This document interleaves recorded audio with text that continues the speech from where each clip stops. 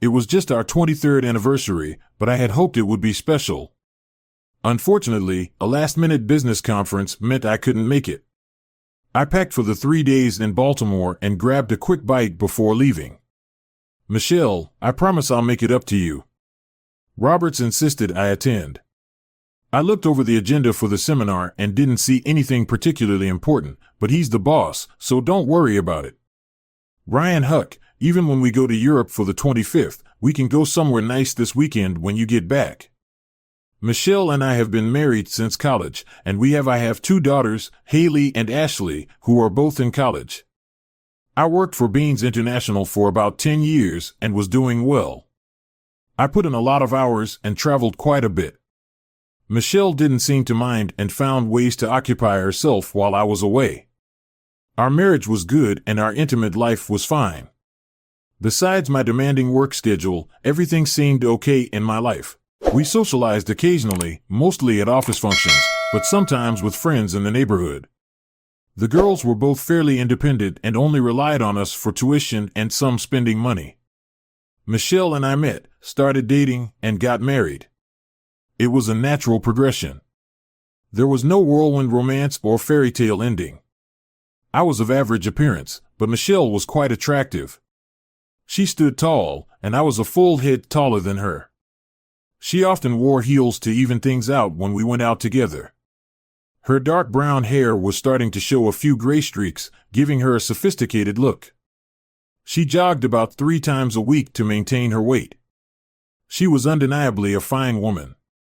I'll call you once we're settled in and give you the room number. We'll likely be busy most of the afternoon and evening, with some late scheduled activities. If it goes on too long, I won't call tonight. I told Michelle not to worry. Ryan, I've got a lot on my plate at the moment. The girls dropped off some laundry this weekend and the new book club edition arrived yesterday. Don't worry about me, I'll see you on Friday evening.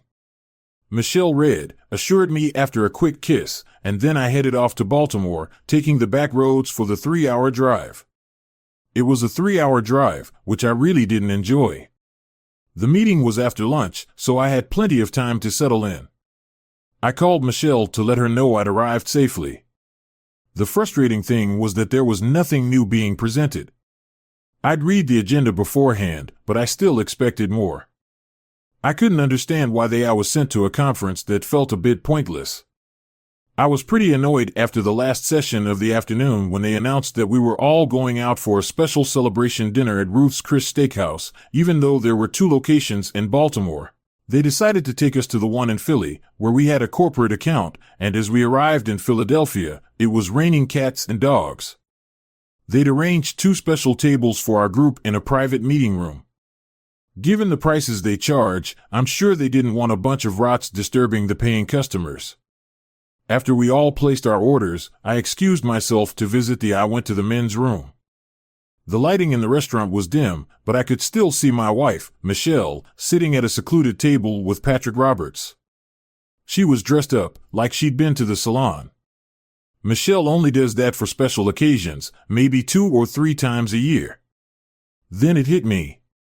Tonight was special because it was our wedding anniversary, and as I stood across the room, everything became much clearer. I finally understood why I was constantly on overnight business trips and attending seminars. I had no idea Michelle was so close to Patrick Roberts, especially considering he was married. We had never socialized with Patrick and his wife. I had no idea when or how they started dating.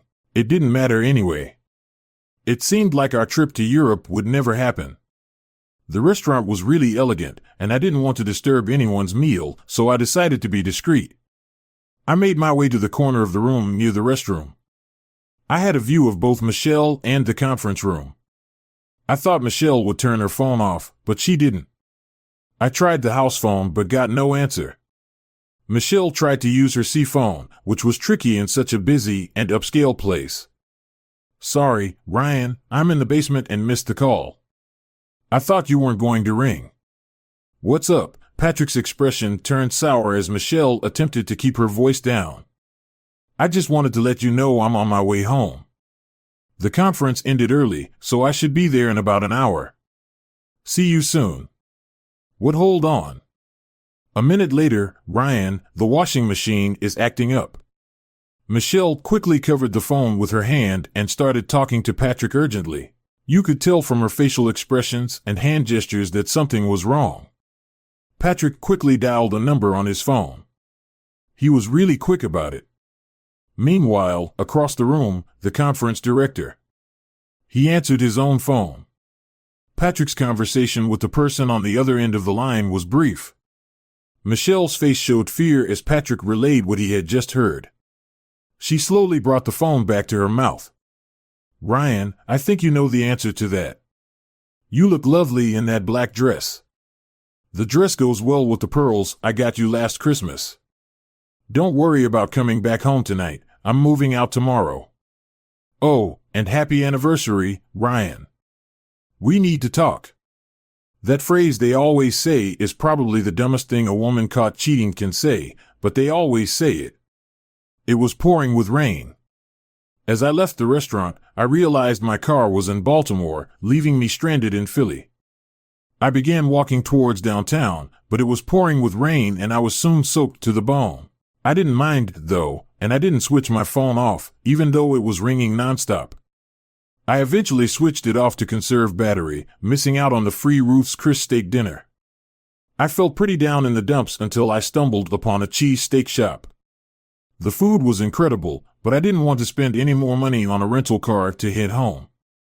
I was comfortable there, with all my belongings, but I just couldn't bring myself to go back. I had to convince myself it was necessary to go there from the steak shop. It was just a short walk to the nearest bar. After 6 drafts, I was ready for bed. I woke up in a seedy motel room, likely rented by the hour. My suit was ruined from the previous night's weather. 3 blocks away was the bus station. I bought a razor and shaving cream. I got some cream from a vending machine and a few minutes later I looked presentable. I got a pair of chinos and a polo shirt from a nearby store for less than $20. I donated my suit and white shirt to Goodwill. By that time the banks were open. I don't live in Philadelphia, but most of the banks and companies I have to deal with them there, so I quickly closed my checking and savings accounts. I even withdrew the funds from my daughter's college fund. When I told the mortgage department about my decision to cancel my home loan, they were surprised. They couldn't understand why, given that I had over $60,000 in equity. There was no need for foreclosure since I had $0.000 in equity, but they eventually agreed it was a good deal for them and let me sign the release forms. However, they insisted on my wife's signature as well. I told them that was their problem. I also canceled my bank credit card after settling the balance. Fortunately, I had accumulated a substantial sum in my whole life insurance policies. The company agreed to send the checks to my sister in Savannah. Fidelity Mutual Funds also agreed to mail the checks for my closed account. My cell phone battery died, but a friendly secretary lent me her phone to call work and my department head. My boss wasn't happy about me leaving suddenly, even though he tried to keep me on. He asked me why I'd made such an abrupt decision. He wasn't pleased to hear that Patrick Roberts had been keeping me busy to pursue my wife. I told him it was a done deal and that it couldn't be undone before transferring me. I went to the personnel office and they told me that Roberts would face consequences. They said they'd send my final checks for pay, profit sharing, sick leave, and a basic vacation pay to my sister's address. One of the secretaries even gave me Patrick Roberts' home phone number. I made 2 more phone calls till I canceled 2 more credit cards. An hour later, I got on the bus to Baltimore.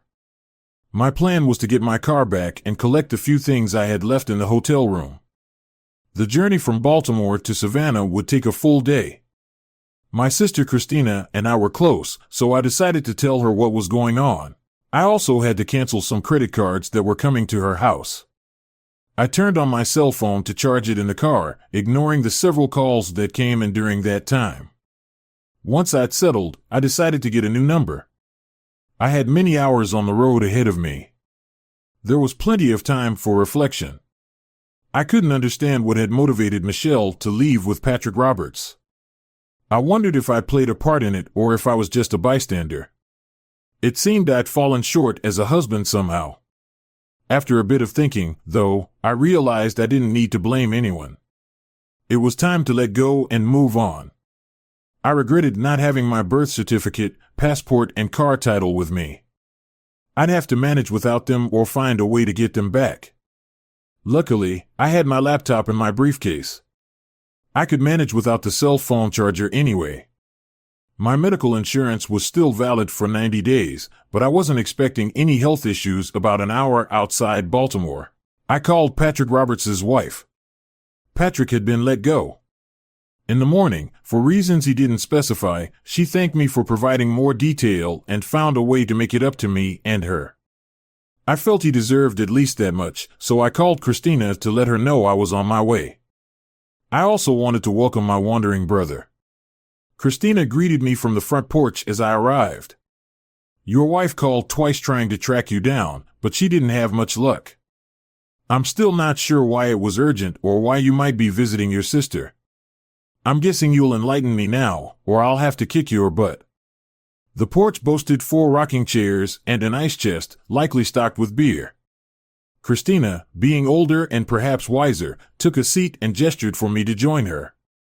Judging by your expression, I'm guessing this was something you didn't anticipate. I said I never saw it coming and certainly never expected it. Your little brother got hit out of nowhere and could use some comforting words, I replied, accepting a cold beer and a sympathetic smile from Christina. The rockers were strategically placed for us to prop our feet up on the porch railing and watch the passing traffic. Christina and her husband Gary had bought the old two. The story goes that 20 years ago, Gary was handy and had to replace a lot of the lower structures because of wood termites. These are a real problem in damp coastal areas. Their investment had paid off as the house was now part of the Savannah Historical District. I suspect infidelity. Is that right? Yep.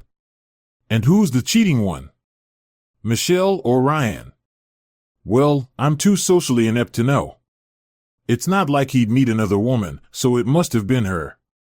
Christina thought for a moment. She wasn't trying to be clever, but it was hard to say outright that her husband had cheated on her. Ryan, that's unexpected. I never thought Michelle would do something like that. How did it happen? She didn't know. She didn't care. It seems she got involved with her boss, and he started sending me out of town on business trips so they could be together. I only found out because I happened to be in the wrong place at the wrong time. I didn't confront her. I just left. Is there a chance you're mistaken? No. She lied to my face about it while it was happening. She told me on the phone she was home doing laundry, but she was sitting in a restaurant with him 30 feet away from me. I never saw them together, but I'm pretty sure it happened at some point. Is there any chance of reconciliation? It's never going to happen. We opened another bottle and sat in silence for 10 minutes. It was the first time I acknowledged what had happened, and it didn't feel good. Why don't you freshen up for dinner? Gary will. I'll be home in a couple of minutes. Why don't you two catch up while I get the shrimp boiled? He doesn't know anything, so it's up to you if you want to tell them. I won't say anything if you prefer. Just tell him, Christina. It's better not to sweep something like this under the rug. I spent 2 days with Christina and Gary. They had 2 sons who were both married. Gary had put on a few pounds, so he had plenty of extra clothes he wanted to give away. I was happy to accept them as I needed some. Christina agreed to hold on to any checks or other mail that arrived for me until I could provide a forwarding address. I didn't know where I was headed next. Michelle called once the next day, but I asked Christina to call my daughter at college after I left and explain the situation as best she could. It was important to me that they knew their tuition would be taken care of. I wasn't ready to face that myself before leaving town. I got a new cell phone number and bought 2 pairs of comfortable shoes. I took the old Route 301 south instead of the interstate. The best part about being in the area was being able to have Crystal for lunch and Waffle House for breakfast. What more could a man want? I slept in the car the first night parked between 2 enormous RVs in a Walmart parking lot. One of the nice things about Crystal, besides the sliders, is the free Wi-Fi. I didn't really need the internet, but it was nice to know it was there if I did. As I drove along the street near Ryan's River, I had a stroke of luck. It was mid-morning when I pulled into a small gas station, dock, and restaurant combo for a refuel. The place was a bit run down, situated about 100 yards off the main road but visible from the bridge crossing the river. Its gravel parking lot and weathered dock, which seemed to have once been a bustling marina, spoke of its history. The Story restaurant is set up in two parts, with the restaurant section on the dock and the bar section on land. It looked like it hadn't had a fresh coat of paint in at least a decade. Across the street, there were 3 aging mobile homes that matched the worn-out appearance of the restaurant. The gas station seemed tailored for boaters cruising the waterway, as indicated by the sign out front. SS Catfish House brought back memories of my high school days working at Captain D's, giving me a nostalgic twinge. Carefully navigating my way down towards the river, I couldn't help but notice that the place was in need of some TLC. 2 teenage boys sat quietly on the dock, simply gazing out at the water. Meanwhile, loud voices emanated from the back of the restaurant. It seemed the boys were seeking refuge from whatever was unfolding inside. "There's quite a commotion in there," I remarked, attempting to strike up a polite conversation without intruding. Both boys looked up at me. The older one flashed a small smile. "Edward showed up to work drunk again," he explained. "Mom's thinking of firing him, but he's the only cook she can. If she finds out, she'll have to close up shop. She can't handle cooking and waiting tables at the same time. I assume you guys lend a hand around here. The restaurant sells beer, so Larry and I can't work in the dining room until we're 18. According to state law, we can pitch in the kitchen, but that doesn't really help Mom out much." Just then, Edward stumbled out the back door of the kitchen. It was clear from his failed attempts to get up that he was drunk. "Don't even think about coming back." That marked my first. I met Megan Fields, a tall, muscular woman from Florida. She was standing in the kitchen with her eyes blazing with fury. It was lucky for Edward that she didn't have anything in her hands, otherwise she might have hurled it at him. Megan was almost 6 feet tall, and her uniform didn't flatter her. It was obvious she wasn't well endowed. I don't usually notice a woman's chest, but it was striking in this case. I scolded myself for being so tactless and tried to push the thought aside. She had shoulder-length auburn hair and sharp cheekbones that accentuated her dark brown eyes. She looked like she'd had a hard life. She had auburn hair and sharp cheekbones that made her dark brown eyes stand out. She didn't wear much makeup, which made her look a bit tougher than your average woman. She was clearly a strong person who'd been through a lot. She stood with her hands on her hips as Edward stumbled away across the car park. "What the hell are you looking at?" she said, sounding just as angry with me as she had been with Edward. "My name is..." "Hi, I'm Ryan Turner. I was looking for a job." I don't know what possessed me to say that I wasn't actually looking for a job, but it seemed like the best thing to say at the time. Something about the whole exchange set off a fit of giggles in the two boys. "Larry, Charles, come on in and start getting ready for lunch. There's nothing funny about this, and I don't appreciate it. Mark, I'm Megan. I'm the Wicked Witch of the South." The boys hurried indoors, and Megan turned her attention back to me. She asked for my name and if I had any restaurant experience. I told her I had 2 years at Cap D's, mostly in food prep and cooking. "I'm not a master chef, but I can handle myself in a kitchen." I was drawn into this game despite knowing it would wear thin soon. Her intensity fascinated me. It held my attention like a moth to a flame. My first day as a cook at S's Catfish House went fairly smoothly. I made a few mistakes with orders, but nothing disastrous. The boys were helpful, guiding me through standard procedures and locating supplies. I was used to batter-fried fish, but the breading and frying was similar. The real hassle was cleaning the fryers after the lunch rush. I doubted they'd been cleaned in a year, despite having a relatively simple oil filter system. It was still messy work. Megan and I spent the afternoon prepping for dinner service. She gave me a crash course. When making coleslaw her way, she went over the menu to address any questions I might have. Catfish dominated the menu, though it hadn't been discussed explicitly. I got the sense she assumed I was here to stay, which I was flattered and intrigued by. I found myself with plenty of time to spare and enjoyed the challenge after we finished cleaning up in the evening. Megan handed me a cold long neck. I sat down with Megan to discuss the situation. If I forget, I want to thank you for helping me out today. I really appreciated your assistance. I'm happy to pay $20 an hour for any help you can give me. I don't know where the $20 figure came from. I was just trying to gauge how grateful you are. Edward gets $6 an hour, but I don't have to pay that minimum wage. I'd say around 6 is fair. My main issue is accommodation. The boys and I live in one of the trailers across the street. The owner of the restaurant lives in the big one. Her son Mark runs the gas station and lives in the third trailer. There's a storage room upstairs, but it's bare. You can use the restaurant's toilet, and I can let you. You can shower in the trailer. How much for these luxurious accommodations? I'll pay you in free overtime for 40 hours a week and anything over that you do for free. Are you open every day? I close on Mondays. It's my day at the beauty spa. I found her humor suited her personality. How could I not like this woman? The first night in the storage room was rough. It was dusty, dirty, and the floor was hard, but it was. It was better than sleeping in the Subaru room. The kitchen was great for cooking breakfast.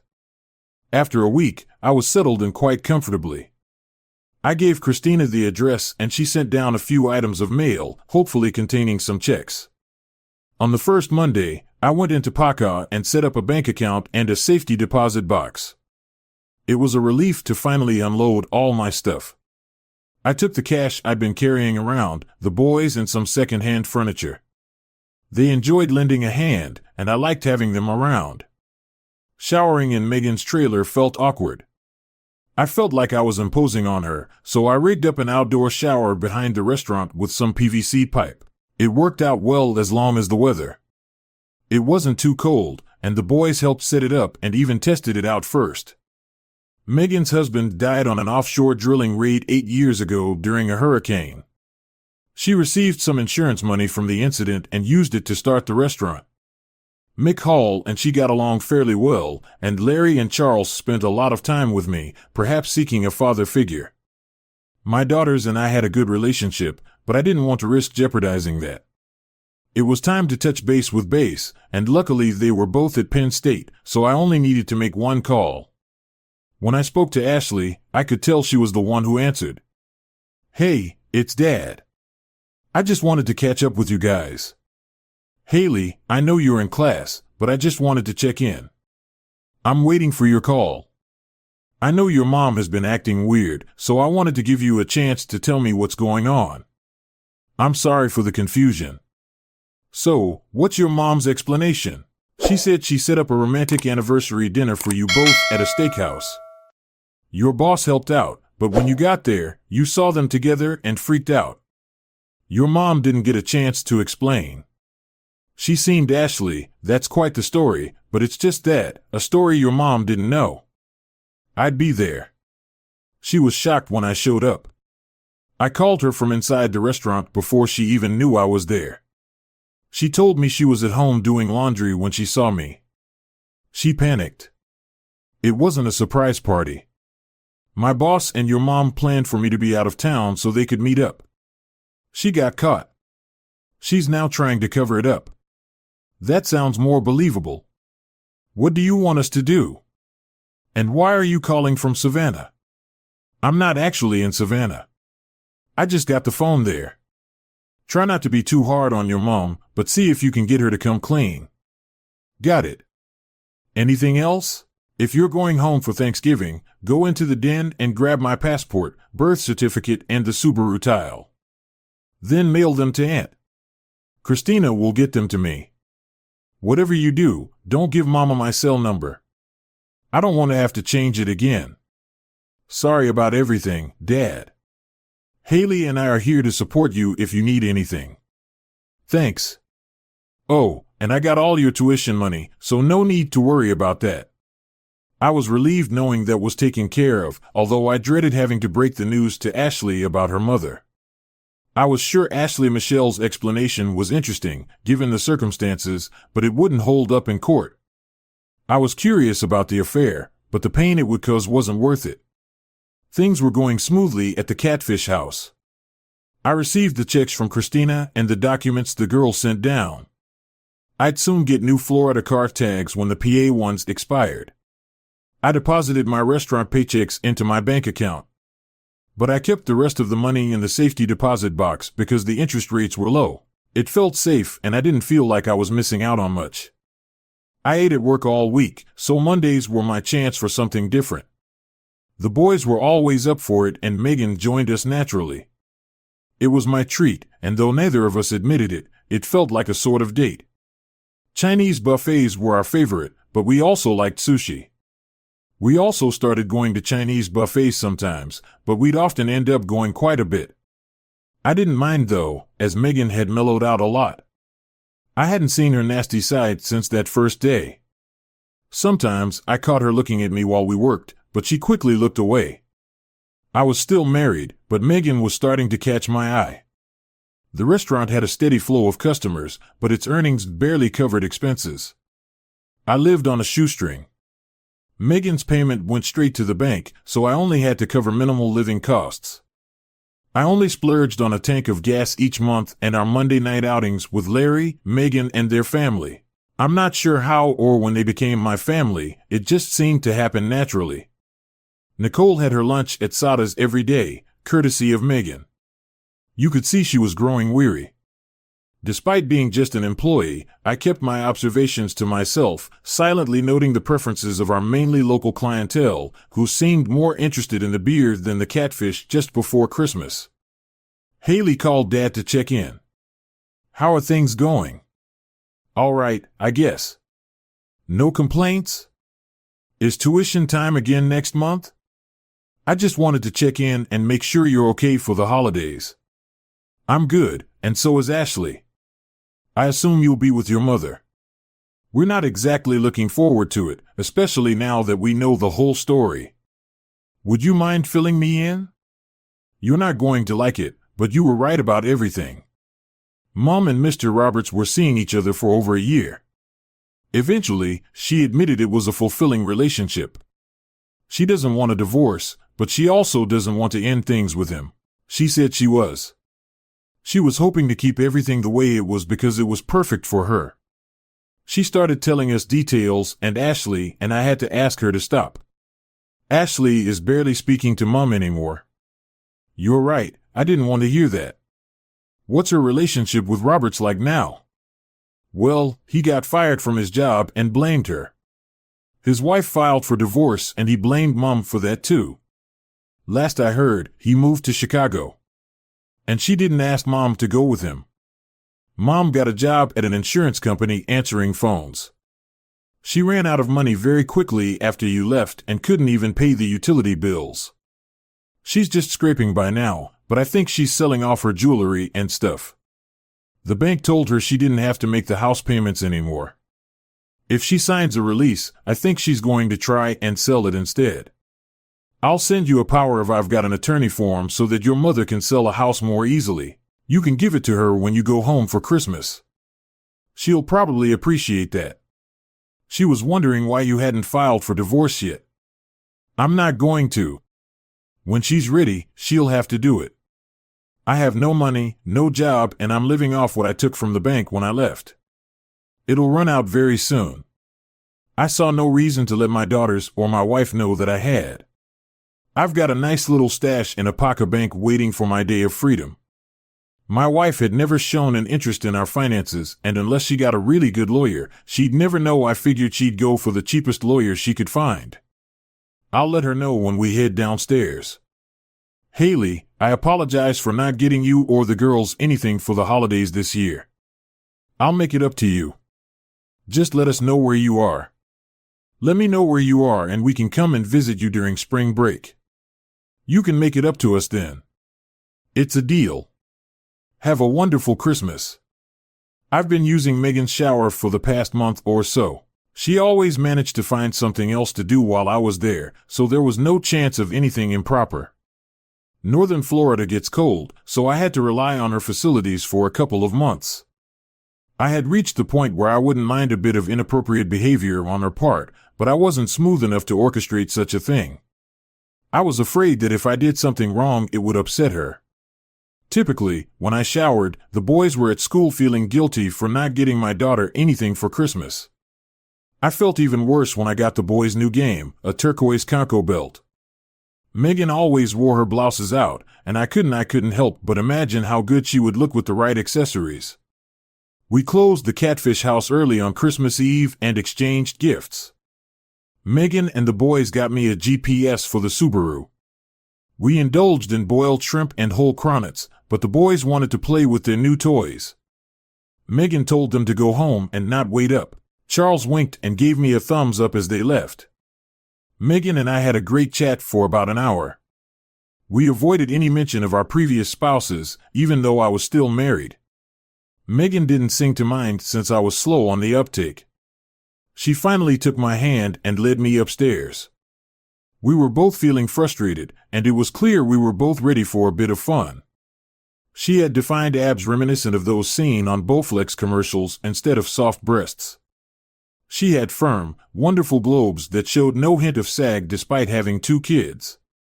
I was wrong to be fascinated by her lack of ample chest adornment. She was truly beautiful. We spent a wonderful night together enjoying each other's company and getting to know one another. Afterwards, we cuddled under the blanket for a few minutes.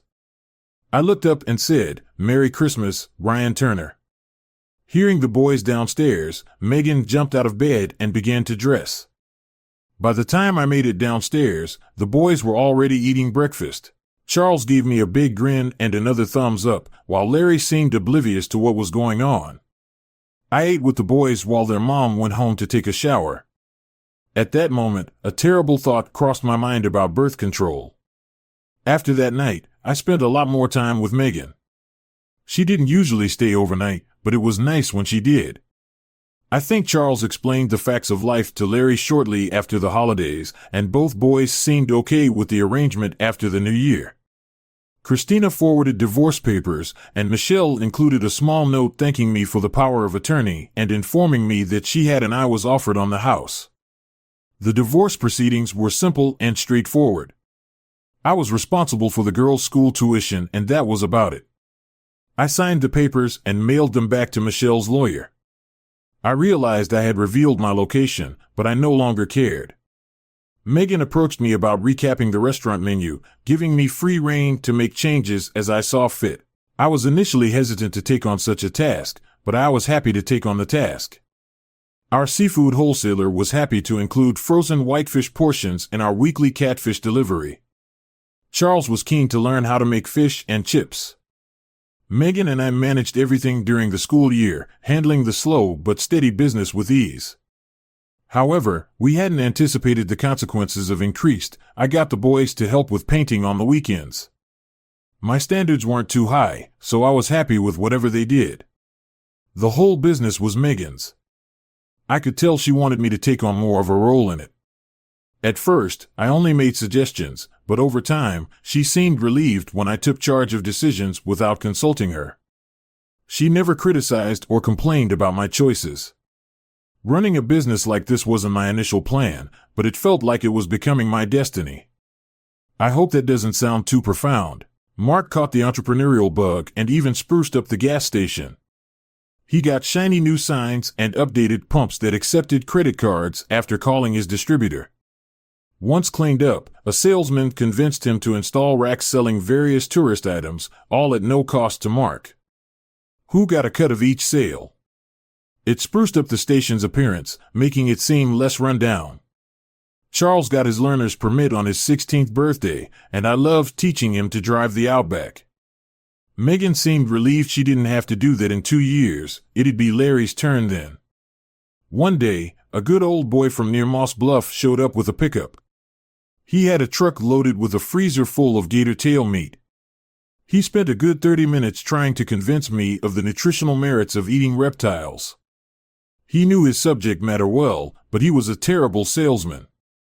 I tried to show interest so as not to hurt his feelings. He also had some frozen cooter in the truck. I got the sense he was feeling the pressure when he made a smart move. I'll leave you 10 pounds of gator tail. And 10 pounds of turtle for you to try out free of charge. I'll be back in a week to see how things go. Would that be okay with you, Mr. Smith? He caught me off guard. I had been feeling confident, but he hit me with a zinger. Sure, I'd be glad to give it a try. Do you have any preparation suggestions? Most people just like to fillet it, bread it, and fry it. If I decide I like it, how much is this going to cost me? He handed me a green sheet of paper with prices, phone numbers, and state permit numbers to sell the gator and the snapping turtle meat. Depending on the portions I served, it would be possible to make a nice profit with what he had if I could sell it. Thanks, Mr. Allen. I'd be happy to give it a try. See you in a week. The fish and chips menu item was A. The gator and turtle were only on the menu in the evenings when Charles was on duty, but by the end of the week they were available all day. When they ran out, we called Frank Allen to get more. The most popular dish turned out to be a combo platter featuring gator, turtle, and catfish. Business was booming fast, even faster than we'd expected. Megan and I usually handled the dishwashing after meals, but with the increase in customers we ran out of clean dishes, so we hired Hector. He didn't speak much English, but he was great at washing dishes and never complained. He rode his bike to the restaurant every day and worked both lunch and dinner shifts. We had no idea where he lived. When Frank Allen delivered the gator and turtle the following Saturday, he brought a young girl with him. Charles helped carry the bags. The frozen meat from the truck was so distracting that he barely noticed the girl, which led to a hilarious stumble. She seemed to be around Charles's age, maybe slightly older. Megan seemed amused by the scene, and at supper that night, we all enjoyed teasing him about it. February came to an unexpected close. I was just getting the fryer started when Megan returned to the kitchen. Surprise! Ryan, you've got a visitor. Your wife's here, Megan said. She announced it in an utterly neutral tone, with no emotion showing. I stepped out into the dining area to see Michelle for the first time in months. She looked as stunning as ever, with flawless hair and makeup, and an outfit that highlighted her figure. Megan stayed behind in the kitchen. You're not easy to track down, she said. You're looking good. You too, I replied. I wasn't expecting to see you. Is there a specific reason for your visit? I could tell she was nervous. She was chewing her lip and shifting her weight. I just wanted to give you the final divorce decree. It went through faster than expected, so I thought you'd want it ASAP. She handed me a folded document, which I didn't bother opening. The house has been sold and settled, so I brought a check for half of the proceeds. It's only $223. I didn't realize the realtor's commission would be so high. She passed me a cashier's check with my name on it. I took it and endorsed it when I handed it back. She looked at me questioningly. I don't need the money, I said. Michelle, keep it. It'll help you get started. Just curious, she said. What are your plans? I've sold everything except my clothes, I replied. I'm on my way to stay with my sister in Dallas. She has a job lined up for me. I'll be at the same place where she works. The girls have promised to come down and visit next summer. I hope everything works out for you. Do you have any questions or anything you want to discuss before I go? No, not really. I'm good. I don't need to know any more than I do now. In fact, just having you here is more than I can handle. Thanks for dropping off the papers. Excuse me, I have to get back to work. The crowd will be here soon, so I turned and walked into the kitchen without looking back. I was trying not to be rude, but I didn't want to be with her any longer than I had to. Some people might say I was cold, but I don't care. There is nothing I could do to her that would make up for what she did to me. Megan was standing in the kitchen, looking out over the river. Her face was still expressionless. I went to the end of the room and looked out over the car park. Michelle had just got into her car and was sitting in the driver's seat crying. A minute later she was gone and I would never see her again. I apologize, Megan. I had no idea she would turn up here. I'm not even sure how she found me. I understand it's not my place, but what did she want? She gave me my copy of the final divorce decree. She's free now and you have managed to get myself tangled up again, this time with a captivating young queen. I suppose I'm just a sucker for extraordinary women. I don't see a ring on your finger. How about tomorrow? Finally, I received a response. Megan had a wide grin as she wrapped her arms around my neck after several minutes of passionate kissing. She pulled back and looked at me. Do you remember our Christmas Eve together, of course? How could I ever forget? Well, congratulations, you're going to be a father. We got married the next day and I moved out of the storeroom. The boys were just as thrilled as I was. Nicole's visits to the restaurant ceased, so Megan started bringing light meals or soup to her trailer.